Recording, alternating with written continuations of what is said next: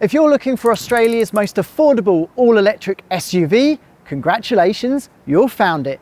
Because when the Leapmotor B10 arrives on sale next month, it will be priced from just $38,990 drive away.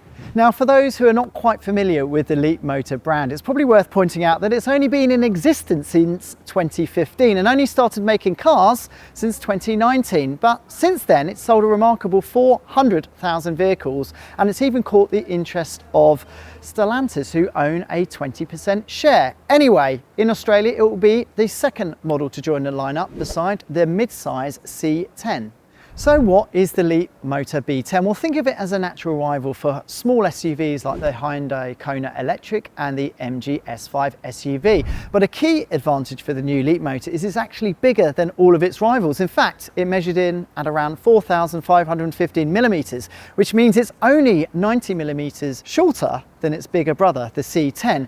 It's also longer, wider and taller than cars like the MG, which means it offers more space within, both in the front and in the rear seats. In Australia, there will be two versions. The range will kick off with the B10 style that comes with a 56.2 kilowatt-hour battery for a range of around 361 kilometers. At the top of the range, you'll find the flagship B10 design long range, and that comes with the biggest 67.1 kilowatt-hour battery, and that provides for a much more impressive 434 kilometers of range. Now, driving both versions of the new B10 is a single motor that spins up the rear wheels and produces 160 kilowatts of power and 240 newton meters of torque. Now, that provides for a 0 to 100 kilometers time of around 8 seconds and a top speed of 170 kilometers per hour. Plug in the new B10 Leapmotor and the entry versions charge up to 140 kilowatts, but if you have the flagship like this one beside me with the bigger 67.1 kilowatt hour battery, that can be topped up at a rate of around 168 kilowatts, and that translates into a 30 to 80% charge of around 20 minutes, which is pretty average for the segment. In the flesh, the similarities between the B10 and its bigger C10 continue because it carries over its sort of smooth pebble-like styling, which is, to my eyes at least, very inoffensive and quite smart. There's also some wind-cheating, range-boosting features like these pop-out door handles.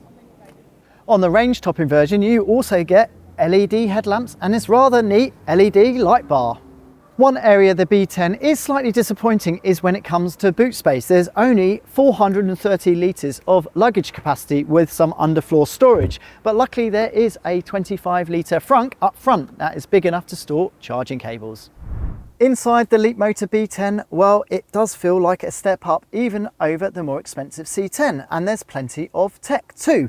Now let's start with the infotainment system. It's quite large, it's 14.6 inches, and it also runs the car maker's latest operating system. Ahead of the driver, you also get a nifty 8-inch digital instrument cluster, which is pretty good, but can be obscured by the steering wheel, which is a bit of a pain. Now, as far as fit and finish, the cars feel nicely built, but there's plenty evidence of cost-saving hard plastic here and there. But overall, it's hard not to come away quite impressed.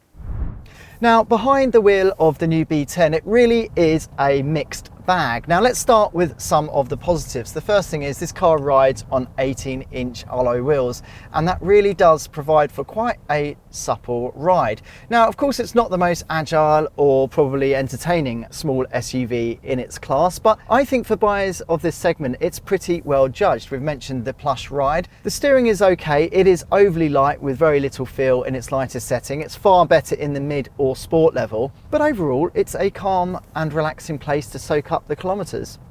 The B10 is also pretty refined on the highway, although there is quite a lot of noise on at least one of the cars we drove around the A-pillars.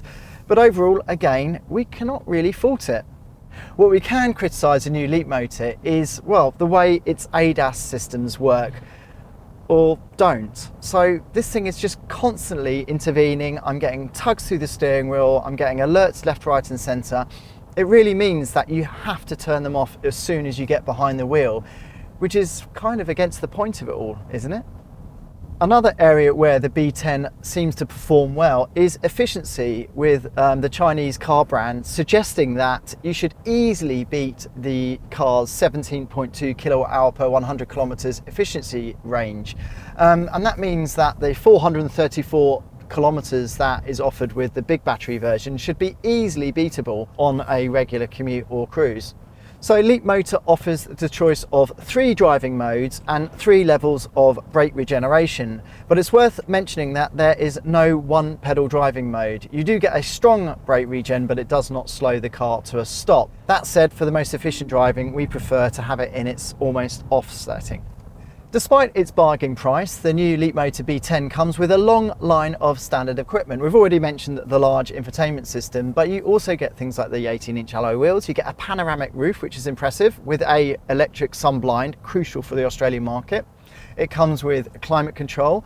There's a 360-degree camera with a built-in dash cam, which is useful. So overall, there's little reason to opt for the more expensive design version, unless of course you need that larger battery for the bigger range. So would we choose a new Leapmotor B10 over some of its rivals? Well, you know what? I think there is a lot to recommend. There's loads and loads of space. The B10 is absolutely loaded with kit. The drive doesn't disappoint, it's nice and comfortable, and I think overall it offers exceptional value. It's cheap, but it's not especially cheerful, but I think for those people who are looking for the very most affordable all-electric SUV, I think the B10 has it nailed.